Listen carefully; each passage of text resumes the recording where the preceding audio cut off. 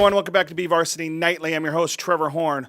Well, the great seasons keep on going for the Foothill boys basketball team and the McFarland girls basketball team, both in the CIF Southern California Regional Championships, and both were doozies.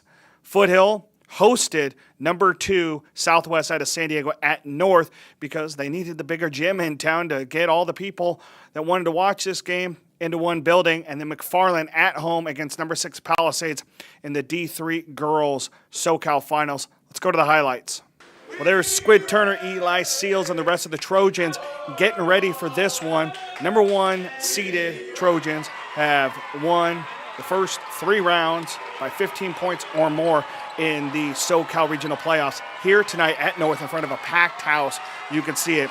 They were there early and often. Fans were lining up by 3:30 in the afternoon, and this was a standing room only, and the Trojans ready to take on number 2 Southwest out of San Diego. Now you're trying to figure out where that is. Well, it's about 10 miles north of Mexico, so a big drive for the Raiders coming into this one. They were the D4 San Diego section champs, just like Foothill was the D4 section champs here in the Central section. Squid Turner ready to get this one off and running.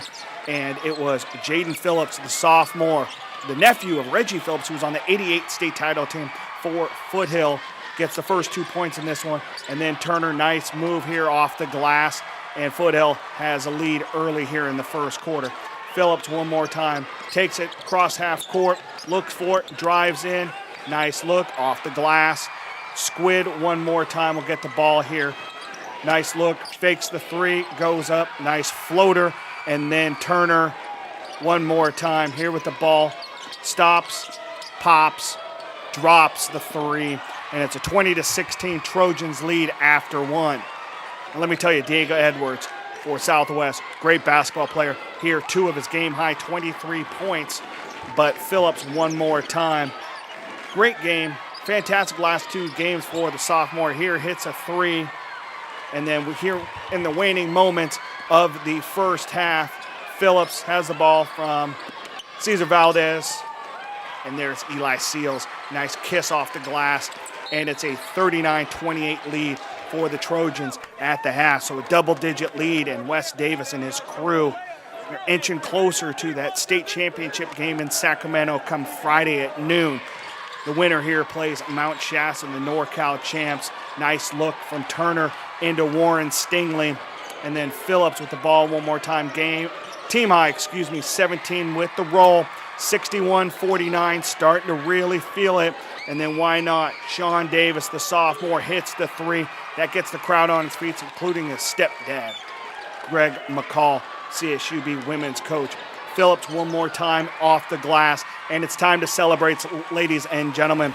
Foothill victorious tonight over Southwest, 68-55, and the Trojans will advance to the CIF State Division 5 Championship Friday at noon against Mount Shasta.